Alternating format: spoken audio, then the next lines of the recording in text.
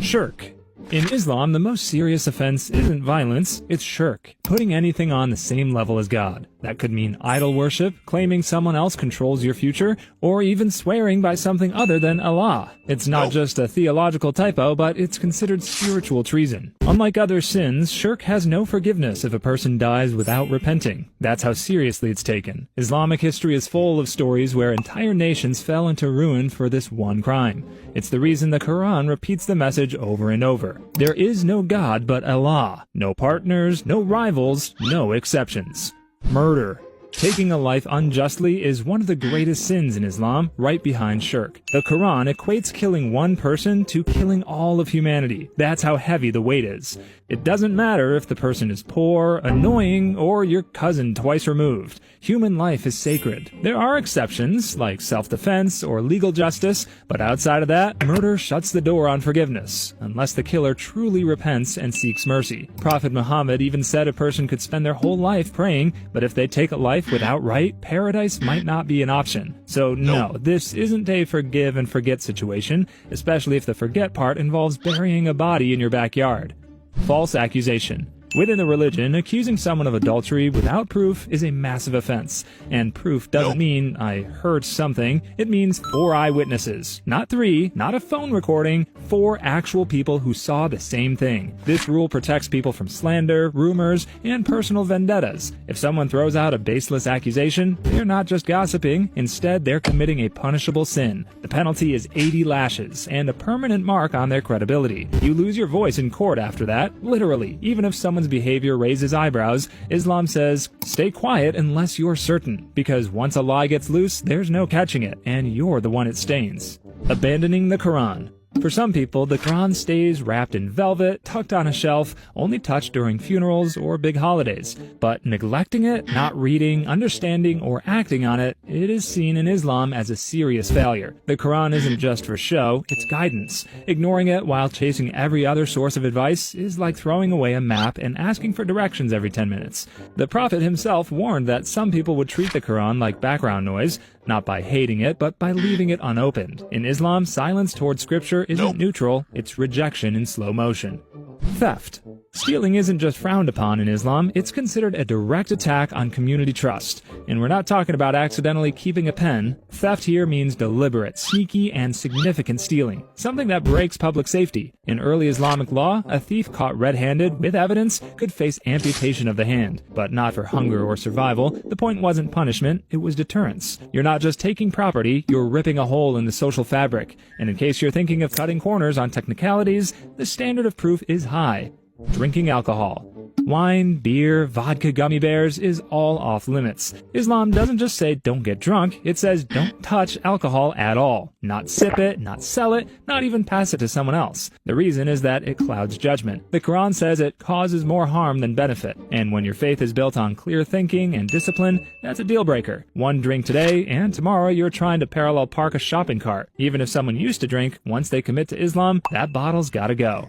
Riba, interest. From a spiritual perspective in Islam, charging or paying interest isn't just frowned upon, but it's listed as a spiritual crime. The Quran compares it to waging war against God and his messenger. The word is riba, and it means making money from money, without effort, risk, or fairness. It doesn't matter if it's a loan to a friend or a flashy savings account. If profit comes from interest alone, it's off limits. Islamic finance solves this with alternatives: trade, shared risk, and ethical contracts. The idea is simple. If someone's broke and you profit off their desperation, that's not business. Instead, that's injustice. Your money should work with people, not against them, because in Islam, passive profit at someone else's expense isn't income, it's an imbalance. Breaking fast without a valid reason. Ramadan isn't optional, it's one of Islam's 5 pillars. So if someone skips fasting without a real reason, not sickness, not travel, it's more than just slacking. It's breaking one of the core commitments of the faith, and doing it on purpose is not treated lightly. There are valid exemptions: illness, travel, and pregnancy. But if you're healthy, at home, and munching chips during daylight, then that's considered a major sin. And no, being kinda hungry doesn't count. The Prophet said that breaking a fast without excuse couldn't be repaid, even by fasting for a lifetime. It's about more than food. It's discipline, obedience, and spiritual connection. Ramadan isn't a diet, it's worship. So when you skip it for convenience, you're not just dodging hunger, but you're dodging devotion. Gambling. Islam doesn't just frown on gambling, but it blocks the whole path to it. Betting on sports, playing cards for cash, and even joining prize raffles is off limits. If money changes hands based on chance, it's not allowed. The idea isn't about fun or luck, it's about fairness. Gambling creates winners by creating losers. It breaks families, drains wallets, and turns money into a game instead of a responsibility. The Quran calls it a tool of Satan because it distracts from prayer, feeds greed, and makes people chase hope in the wrong direction. Even if it's just one round or just for fun, it's still gambling. Islam says wealth should come from effort, not dice rolls.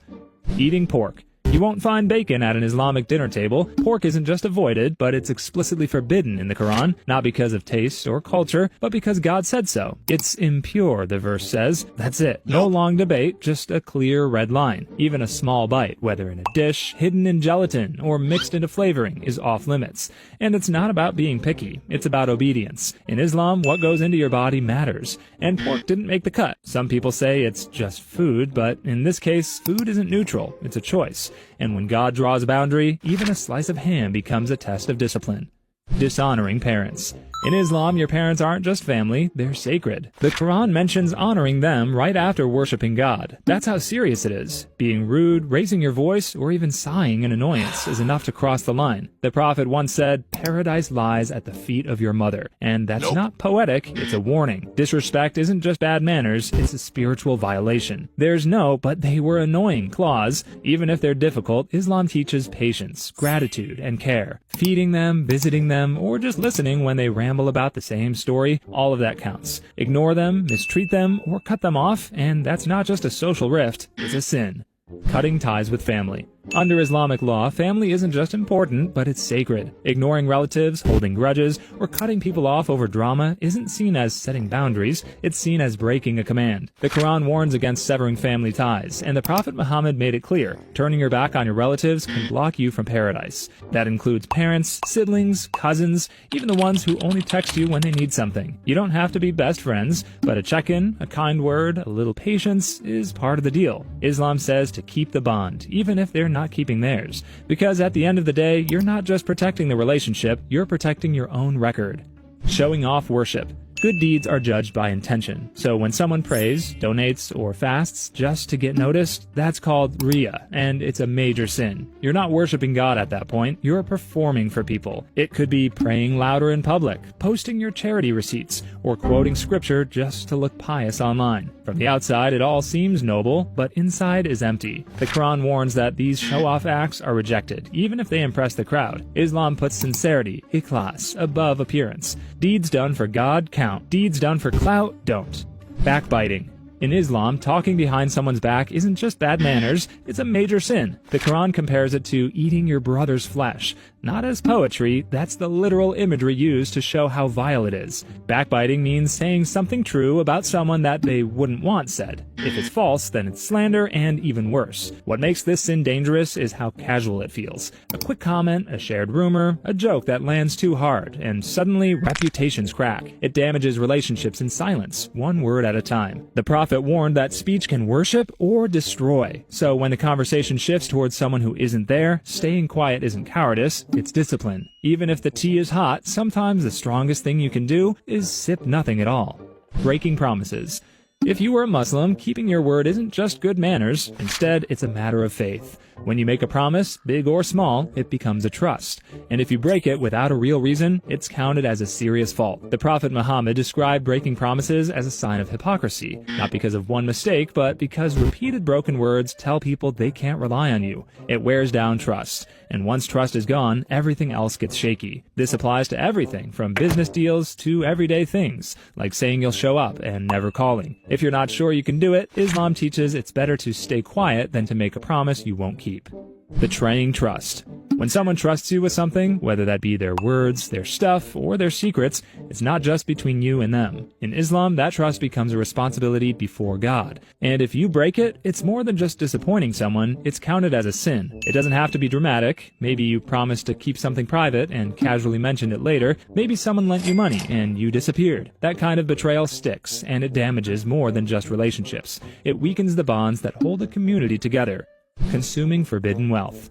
Not all money is equal in Islam. It's not just what you earn, it's how you earn it. If the money comes from lying, cheating, bribes, or scamming someone out of what's theirs, it's considered haram. Even if it looks clean on paper, it doesn't count as clean in the eyes of God. The Quran gives special warnings about this, especially when it comes to stealing from orphans, hoarding wealth unfairly, or cutting corners in business. And let's be honest, you don't need to be a prophet to know that stealing from orphans is wrong. You build a mansion with that kind of money, but spiritually, the foundation's already crumbling. The idea is simple. Wealth is a test. If you got it the wrong way, it won't bless you. It'll follow you. And in the end, you're held accountable for every coin. Not just what you spent, but how it got into your hands in the first place. Using religion for personal gain.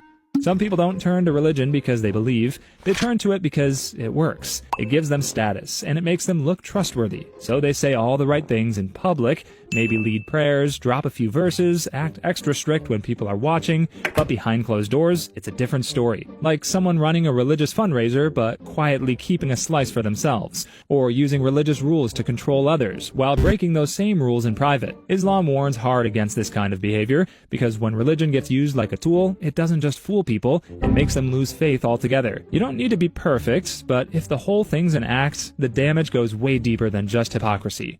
Lying about Islam. Making up rules and calling them haram just to win an argument. That's not religious, that's lying about religion. And it's a serious sin in Islam, whether it's exaggerating what the Quran says, twisting hadiths to scare someone, or pretending to be a scholar when you're not, it all counts. The Prophet warned clearly, anyone who lies about him on purpose should prepare their seat in hell. That's not poetic, that's direct. Say someone tells their sibling, if you don't listen to me, you'll go to hell. But there's no source, no evidence, just vibes. That's misusing religion for control. And Islam says don't mess with God's words just to win a debate or sound righteous. If you're not sure, stay quiet. Because making stuff up in God's name is not just wrong, but it's dangerous.